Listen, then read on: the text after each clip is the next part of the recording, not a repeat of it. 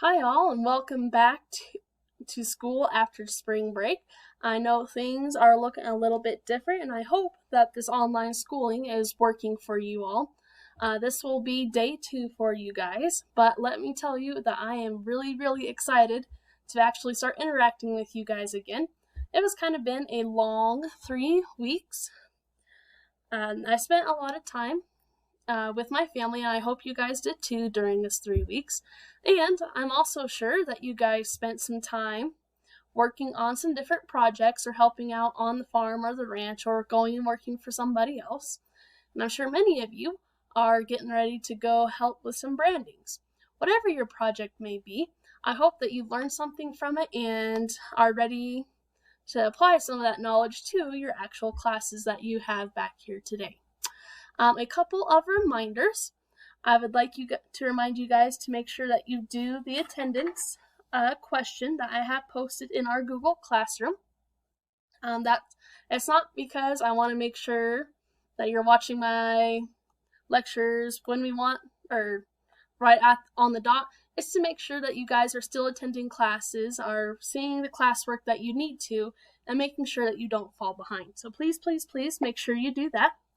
Also a reminder to take some notes on this lecture because there is a short quiz that will ask you about some of the content covered in this brief lecture. Alrighty, so let's go ahead and kick it off.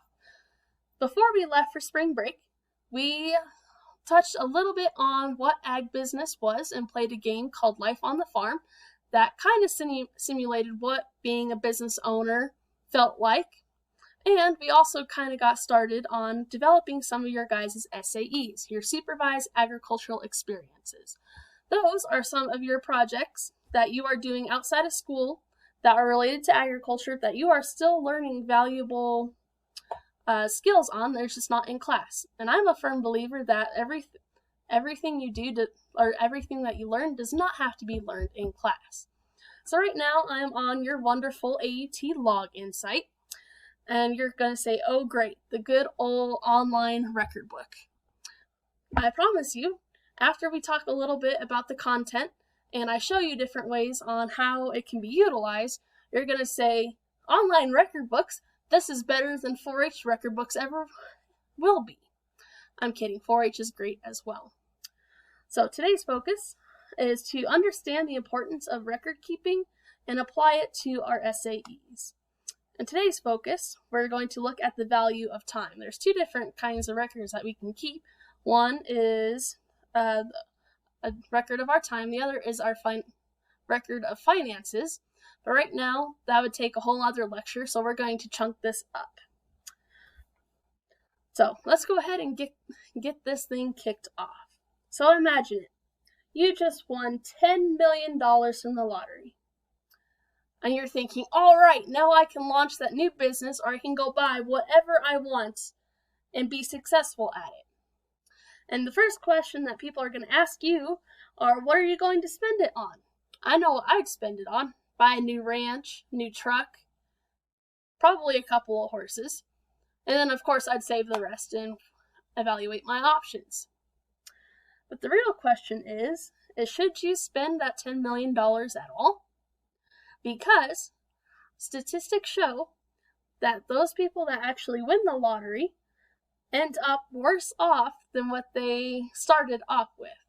And I did a little research myself and found the story that I think I like the best. So, a Pentecostal preacher was working as a stock boy at Home Depot, got his prayers answered when he hit a $31 million Texas jackpot in 1997. At first, life was good, with Billy Bob reportedly quitting his job, traveling to Hawaii, and buying a ranch, 6 other homes, and new cars. He donated 480 turkeys to the poor, according to Time, but like many others who win the lottery, he just couldn't say no to people when they asked for a handout. He also ran into financial trouble with a company that gave lottery winners lump sums in exchange for their annual checks, but it left him with far less than what he won. Media reports from the time say he eventually was divorced and died, which is very unfortunate. So you might be asking, why do people that win the lottery end up worse off than others? Well, there's a couple of reasons. One of them being that people think they should spend all of that money because it's $10 million. It's theirs. It belongs to them now. They can do what they want when they want with it. But that's not quite true because you still have to pay income tax. When you have $10 million, your income tax is a little higher than what you'd expect if you worked a normal minimum wage job. Another reason is they can't keep track of everything they buy. They just know they have these $10 million, so they spend and spend and spend and spend, and all of a sudden their card is declined because they kind of forgot that they bought a $5 million Porsche. And then, like our story, people can't say no to other people. Then your uncle's cousin asks you for a $50,000 check to start up the restaurant business. It kind of puts you in an awkward position. So it's really hard to say no. And last and certainly not least is people don't save their money and they're not researching their options. So sometimes they'll give them to banks. Banks or not qualified banks will short them or charge some interest.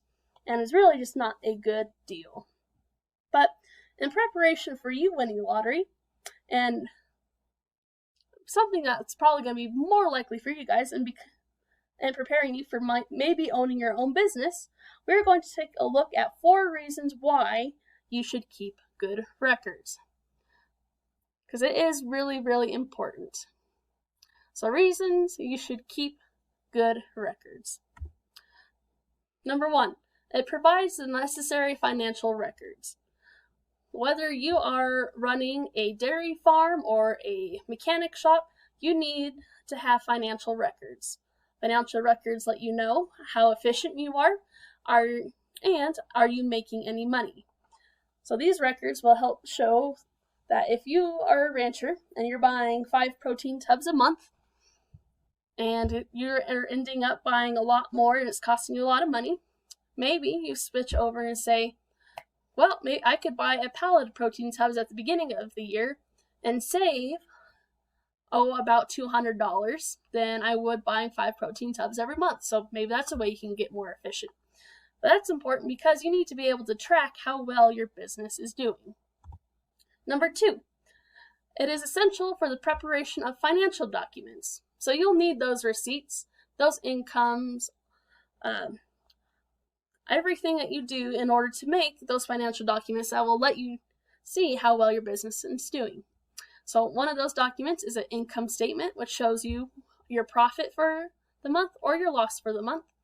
And it helps you prepare cash flow projections, which is a document that will help you maintain a good relationship with a banker, and it will present a complete picture of your total business. So let's say you lost money this month and you lost money the last couple months with your business, but each month you are losing less and less money and you're slowly creeping up to actually making money. You can present that cash flow projection to your banker and say, yes, we've lost money, but based on these projections and the way our sales are, I expect we will actually be making money by this day. And it makes your business a lot more attractive and a lot more credible. The third reason, taxes. Taxes are a part of life. There's nothing more certain in this life than death and taxes. So poor records will result in you overpaying or underpaying. So that Carl's Jr. receipt you keep throwing in the back of your car may be really, really important one day. By law, you are expected to keep records for the IRS for up to 7 years. And in the case that the IRS decides to audit you, those records can defend yourself and answer those questions to satisfy the IRS. I promise you, if you kept better records than the Tiger King did, the Tiger King would probably still have his zoo. So, I know a couple of you probably watched that already. Keep better records. I promise you'll be more successful than that was. And last, and really not an important reason, is good records will also allow you to apply for FFA degrees and awards. So those of you that are really into FFA and really like it, you have the opportunity to get your chapter degree this year as you are second-year ag members. And those of you that really want to go after it, you can apply for your state degree starting your junior year or your third year of ag. It's really kind of neat because it's something that the state you earn, and it's the highest honor the state can give you. And it's just really, really a cool deal. But those are the 4 reasons why you should keep good records.